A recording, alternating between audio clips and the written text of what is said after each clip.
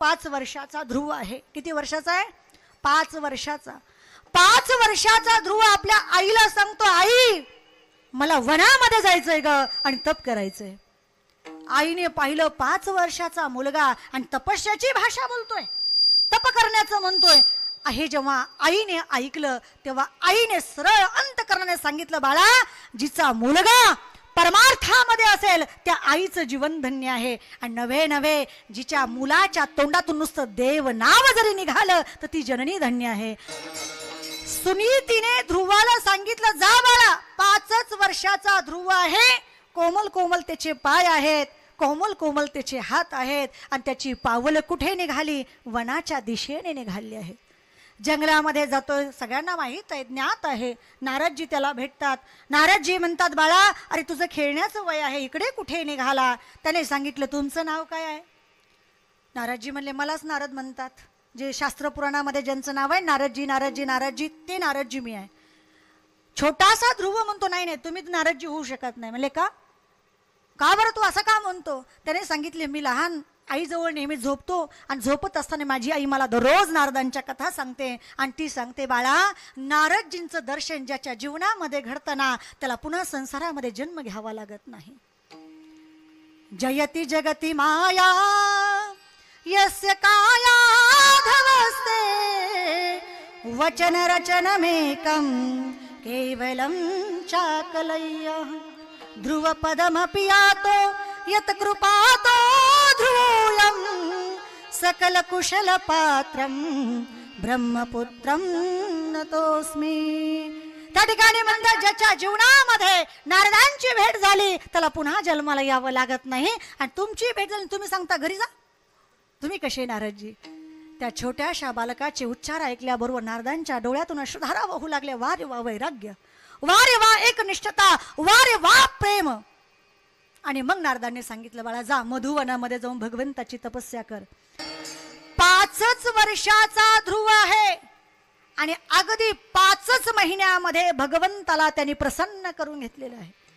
5 वर्षाचा ध्रुव पहिल्या महिन्यामध्ये जंगलामध्ये गेलेला आहे. नारदांनी मंत्र दिला आहे आणि त्या मंत्राचा तो अहोरात्र जप करतोय. आणि जप करत असताना त्या ठिकाणी आज फळं खाल्ली तर परवा फळं खायची. 1 दिवसाचा अंतर त्या ठिकाणी. दिसाड, आपला शब्द कसा आहे? दिसाड. त्यानंतर दुसऱ्या महिन्यामध्ये ती फळं खायची बंद करून टाकली. अगदी केवळ झाडाची पिकलेली पानं, वाळलेली पानं त्या ठिकाणी तो खाऊ लागला. आणि त्यामध्ये सुद्धा आता 3 दिवसाचा अंतर.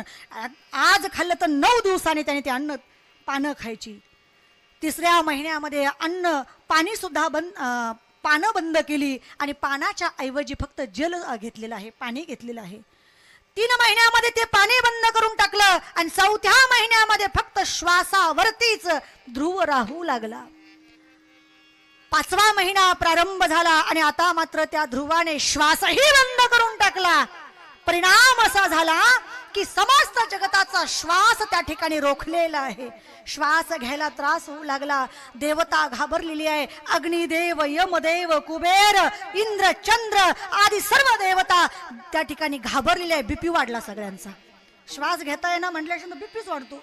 आणि मग सगळी पळत पळत गेली कुणाकडे? भगवान विष्णूकडे.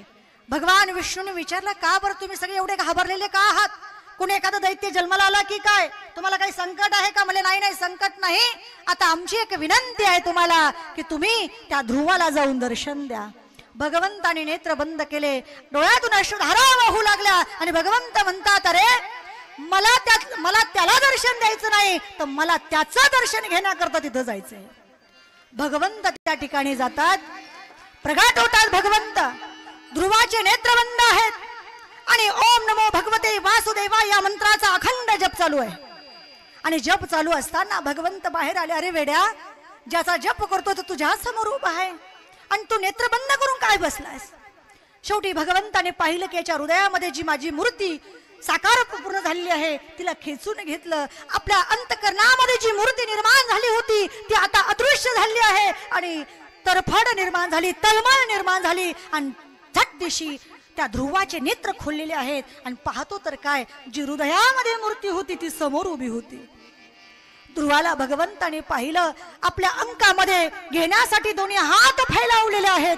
भगवंत खाली बसतात आणि हा 5 वर्षाचा ध्रुव भगवंताच्या मांडीवर येतोय. ध्रुवाच्या नेत्रामध्ये अश्रू आहेत. काय बोलावं, याची स्तुती कशी करायची असती माहित नाहीये. हा देव आहे एवढं माहित आहे मला, पण देवाची स्तुती कशी केली जाती माहित नाहीये. पण भाव अंतकरणामध्ये उमडत आहे, भावाच्या त्या ठिकाणी तरंग निर्माण होत आहेत. काय करावं? भगवंताने पाहिले याच्या अंतकरणामध्ये स्तुती करण्याचा भाव आहे, पण करता येत नाही, कारण की वय 5 वर्षाचं आहे. आणि त्या समयी भगवंताला सुद्धा राहावलं नाही. आपल्या हातातला शंख भगवंताने त्याच्या गालाला लावला आणि गालाला लावताच क्षणी तो ध्रुव असणारा वेदाच्या स्तुती बोलू लागला.